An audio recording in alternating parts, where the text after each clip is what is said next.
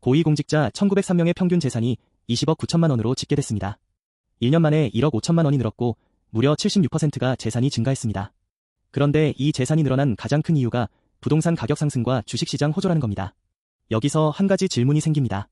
같은 시기에 같은 부동산 상승을 경험한 일반 국민의 상황은 어떨까요? 집값이 오르면 누군가는 자산이 불어나지만 누군가는 세금이 올라갑니다. 같은 시장에서 정반대의 경험을 하는 겁니다. 공직자는 자산이 1억 넘게 늘었는데 일반 가구는 세금 고지서만 두꺼워지는 이 구조가 대체 왜 생기는 걸까요? 공직자 재산 공개 숫자 뒤에 숨겨진 진짜 경제 이야기를 해드리겠습니다. 오늘은 이 구조를 숫자로 들여다보겠습니다. 정부공직자윤리위원회가 3월 25일에 공개한 자료를 보겠습니다.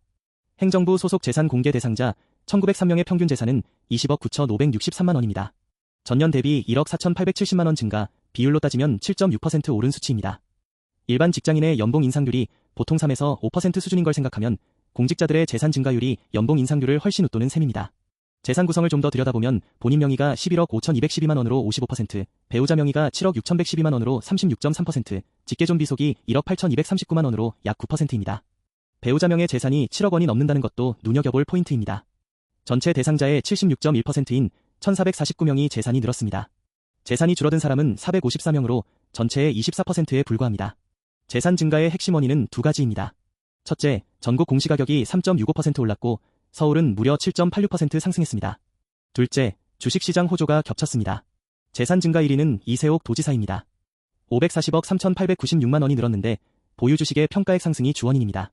이장영 대통령 법무비서관은 134억 원, 김성수 경기도의회 의원은 324억 원의 재산을 신고했습니다. 540억 원이 1년 만에 늘어난다는 게 어떤 규모인지 생각해보시면 일반 직장인 연봉의 100배가 넘는 금액이 주식 가격 변동 하나로 생긴 겁니다. 물론 공직자 재산 공개는 본인이 직접 신고하는 방식이라 실제와 다를 수 있습니다. 하지만 전체적인 추세는 분명합니다. 고위공직자들의 재산이 부동산과 주식 중심으로 늘어나고 있다는 점, 이건 부정할 수 없는 사실이라고 봅니다. 국회 공직자윤리위원회가 같은 날 공개한 22대 국회의원 287명의 재산 변동을 보면 다주택자가 52명으로 집계됐습니다. 비율로 따지면 18.1%입니다. 국회의원 5명 중 1명이 다주택자인 셈입니다. 주거 안정을 논의하는 국회의원들 중에서 5명의 1명이 집을 여러 채 가지고 있다는 건 상당히 의미심장한 숫자입니다. 정당별로 보면 국민의힘 31명, 더불어민주당 20명, 개혁신당 1명입니다. 오피스텔까지 포함하면 60명으로 늘어납니다. 특히 눈에 띄는 건 강남 3구, 강남구 서초구 송파구의 주택을 보유한 의원이 47명이라는 겁니다. 전체의 16.4%가 강남 3구의 부동산을 가지고 있는 겁니다. 더불어민주당 쪽을 보면 기존 다주택자 18명이 유지되고 있고 상속이나 증여로 신규 다주택자가 4명 생겼습니다. 반면 안태준, 엄태영, 황정아 의원 3명은 매도를 통해 다주택을 해소했습니다. 광역자치단체장의 재산도 공개됐습니다. 서울시장 오세훈이 72억 8,961만 원인데 오히려 1억 1,592만 원이 줄었습니다. 경기도지사 김동연은 37억 9,810만 원으로 2억 9,302만 원이 늘었고 울산시장 김두겸은 30억 2,259만 원으로 10억 4,096만 원이나 증가했습니다.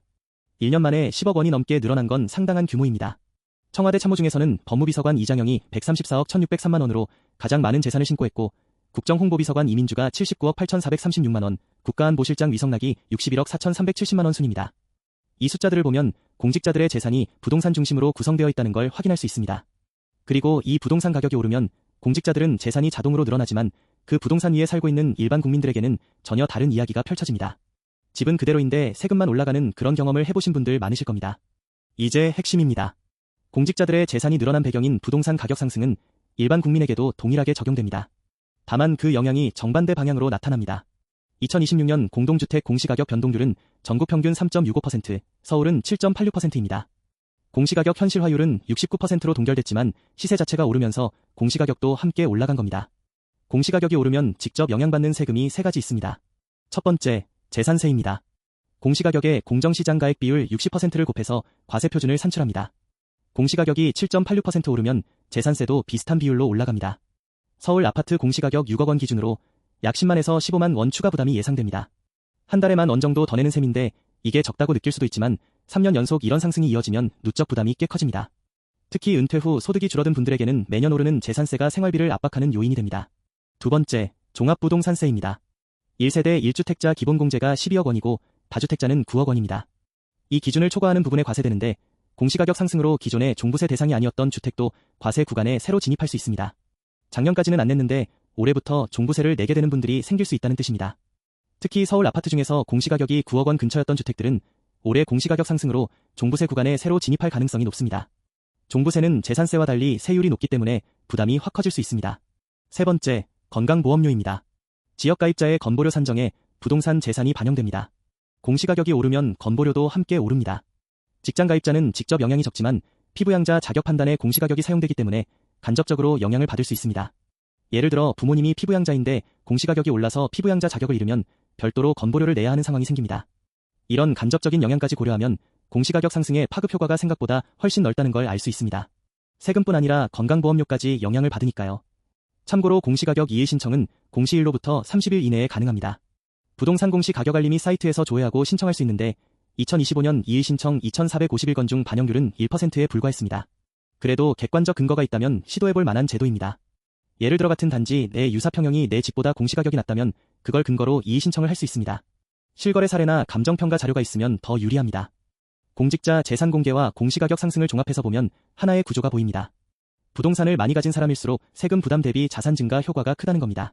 구체적으로 비교해 보겠습니다. 다주택 공직자가 세 채를 보유하고 총 시세가 30억 원이라고 가정합니다. 시세가 7.86% 오르면 자산이 약 2억 3,580만 원 늘어납니다. 반면 재산세와 종부세 증가분은 약 200만에서 400만 원 수준입니다. 자산 증가분이 세금 부담의 신배에서 100배에 달하는 겁니다. 2억 원이 넘게 벌었는데 세금은 400만 원도 안 내는 구조입니다. 자산 대비 세금 부담률이 0.2%도 안 되는 겁니다. 이게 바로 부동산을 많이 가진 사람이 유리할 수밖에 없는 구조적 원인입니다. 이번에는 1주택 실거주자를 보겠습니다. 시세 8억 원짜리 아파트를 가지고 있으면 7.86% 상승으로 6,288만 원이 늘어납니다. 하지만 이건 미실현 이익입니다. 팔지 않으면 손에 잡히지 않습니다. 이사를 가려 해도 주변 집값도 다 올랐기 때문에 실질적인 이득은 없습니다. 반면 재산세는 10만에서 15만 원 오르고 지역가입자라면 건보료까지 올라갑니다. 종이 위에 부자이고 지갑 속에 빈자인 셈입니다. 부동산 가격이 오르면 다주택자는 실질적으로 자산이 불어나고 1주택 실거주자는 현금으로 세금을 냅니다. 같은 시장에서 정반대의 경험을 하는 겁니다. 이것이 공직자 재산 공개가 단순한 정치 뉴스가 아닌 이유입니다. 부동산 상승기의 자산 보유량에 따라 부의 격차가 벌어지는 구조를 보여주는 경제지표로 읽어야 합니다. 다주택자에게 부동산 상승은 축복이지만 1주택 실거주자에게는 매년 나가는 세금이 늘어나는 부담입니다. 무주택자에게는 더 멀어지는 내 집 마련의 꿈이고요. 그래서 재산공개 뉴스를 볼 때 단순히 누가 부자인가가 아니라 이 자산구조가 나에게 어떤 영향을 미치는가를 생각해봐야 합니다. 이번 재산공개에서 드러난 핵심은 명확합니다. 자산이 많을수록 부동산 상승의 혜택이 크고 세금 부담은 상대적으로 작습니다. 국회의원 재산 총액 상위를 보면 1위 안철수 1257억 원, 2위 박덕흠 547억 원, 3위 박정 374억 원입니다.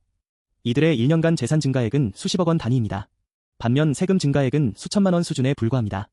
1257억 원을 가진 사람과 8억 원짜리 아파트 한 채를 가진 사람이 같은 부동산 상승을 경험했을 때 느끼는 체감이 완전히 다릅니다. 한쪽은 재산이 수십억 원 늘어나는 걸 보고 다른 한쪽은 재산세 고지서를 보면서 한숨을 쉬는 겁니다. 소비자 심리지수가 3월에 107로 급락한 것도 이 맥락에서 읽을 수 있습니다. 주택가격 전망지수는 96으로 떨어졌고 향후 경기 전망지수는 89까지 내려갔습니다. 집값은 오르는데 체감 경기는 나빠지고 있다는 뜻입니다. 이 괴리의 원인이 바로 자산 보유량에 따른 양극화입니다. 부동산을 여러 채 가진 사람에게는 자산 증가가 체감됩니다. 하지만 1주택자나 무주택자에게는 오르는 집값이 전세와 월세와 세금으로 부담으로만 돌아옵니다. 출산율이 0.99명으로 반등했다는 소식도 있었습니다. 하지만 출산율 반등이 지속되려면 주거 안정이 전제되어야 합니다. 공시가격 상승으로 주거 비용이 올라가는 구조에서는 긍정적 인구 흐름도 제한될 수밖에 없습니다. 결국 부동산 문제는 경제 문제이고 인구 문제이고 우리 사회 전체의 문제입니다. 자산을 가진 사람과 그렇지 못한 사람 사이의 격차가 벌어질수록 사회 전체의 활력도 떨어집니다. 소비가 위축되고 투자가 줄어들고 경기가 침체되는 악순환이 시작될 수 있습니다. 실제로 지금 소비자 심리지수가 떨어지고 있는 것이 바로 그 신호입니다. 사람들이 지갑을 닫기 시작하면 자영업자 매출이 줄고 기업 실적이 나빠지고 고용이 위축되면서 경제 전체가 영향을 받게 됩니다. 2026년 공직자 재산 공개는 누가 얼마를 가졌나를 보는 뉴스가 아닙니다. 같은 부동산 상승이 사람마다 다른 결과를 만드는 경제 구조를 보여주는 거울입니다. 공시가격이 오르면 다주택자의 자산은 수억 원이 늘어나고 1주택 실거주자는 매년 수십만 원의 세금을 더 내게 됩니다. 이 격차는 시간이 지날수록 벌어집니다. 올해 7.86%가 오르고 내년에도 비슷하게 오른다면 10년 뒤에는 다주택자와 1주택자의 자산 차이가 지금과는 비교할 수 없을 만큼 커질 수밖에 없습니다. 지금 할 수 있는 건 내 공시가격을 확인하고 보유세 부담을 점검하는 겁니다. 부동산 공시가격 알림이 사이트에서 내 집의 공시가격을 조회할 수 있고 이의 신청 기간도 확인할 수 있습니다. 내가 가진 부동산이 적정하게 평가되고 있는지 한 번쯤 점검해 보시는 걸 추천드립니다. 특히 올해 공시가격이 크게 오른 지역에 사시는 분들은 재산세와 종부세가 얼마나 바뀌는지 미리 계산해 보시는 게 좋습니다. 오늘 영상이 도움이 되셨다면 좋아요와 구독 부탁드립니다. 댓글로 여러분의 생각도 들려주세요. 그럼 다음 영상에서 또 만나겠습니다.